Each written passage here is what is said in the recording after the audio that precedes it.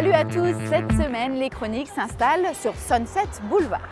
Quand on est norvégien, japonais ou brésilien, difficile de s'imposer à Hollywood. Alors comment se faire une place sur le marché américain lorsqu'on est un film étranger?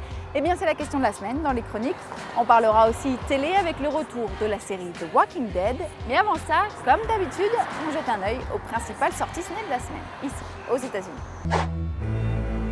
On commence avec le retour de l'inoubliable John McClane, Die Hard numéro 5, avec évidemment Bruce Willis dans le rôle de sa carrière. Dans cet épisode tout beau tout chaud, McClane doit faire équipe avec son fils, et oui, il a bien vieilli Bruce, il fallait une relève. Dad?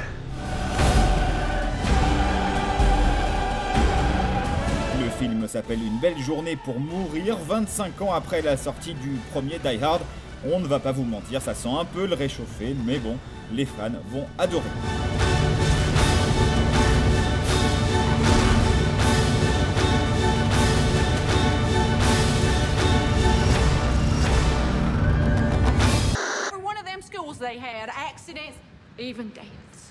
Mais qui va prendre la suite de Twilight? C'est la question à plusieurs centaines de millions de dollars en ce moment à Hollywood. Maintenant que la saga est terminée, il faut trouver un remplaçant pour émoustiller les ados du monde entier. Alors pourquoi pas Beautiful Creatures, une histoire d'amour entre un jeune lycéen du sud des États-Unis et une jeune fille mystérieuse. Le premier épisode sort cette semaine, c'est adapté d'un livre, les fans sont déjà sur les dents, succès assuré. You want to be like a normal human? What do you think that is?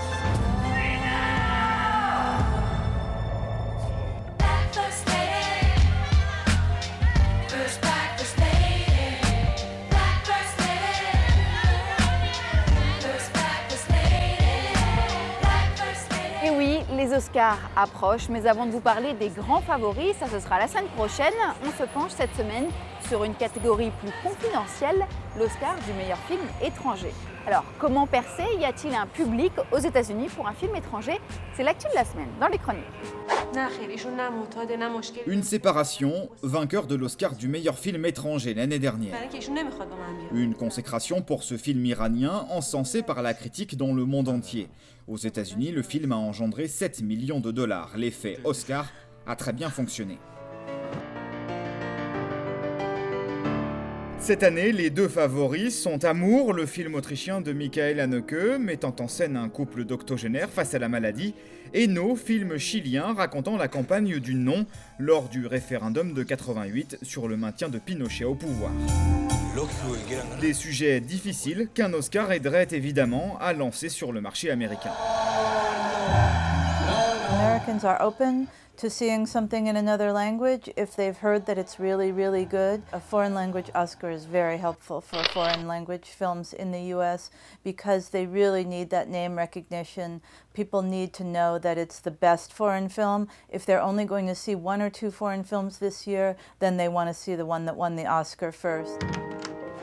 Car oui, le marché US est ultra cadenassé par les productions américaines. Les films étrangers ont du mal, beaucoup de mal, à se faire une place aux États-Unis. Entre une jeunesse friande de blockbusters et tous ceux que les sous-titres effraient, la marge n'est pas très épaisse. Finalement, seule une élite culturelle à New York, Chicago et Los Angeles s'intéresse aux films du monde entier.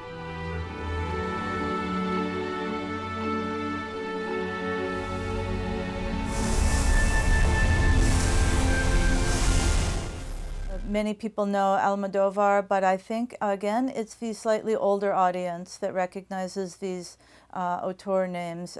The young people are really not developing that habit of learning about foreign auteurs the way the previous generation was. Alors, quelles sont les solutions? La première, on la connaît, faire des films à l'américaine. Luc Besson l'a bien compris, le succès de Taken et Taken 2 le démontre. La deuxième, eh bien, c'est d'amener le cinéma étranger dans les foyers. La VOD, la vidéo à la demande, est en plein boom aux États-Unis, alors il faut en profiter. It's still better than nothing. So you are able to see probably 20 French films a year on VOD, whereas if you waited for them to come to the theater, maybe you would see 3 or 4 at the most.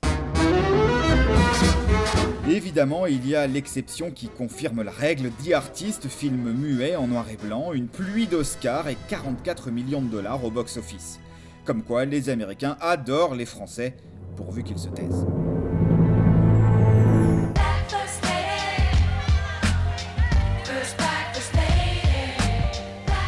Et un peu d'actu télé avant de se quitter, on n'arrête plus la série The Walking Dead. Elle faisait son grand retour cette semaine sur la chaîne AMC.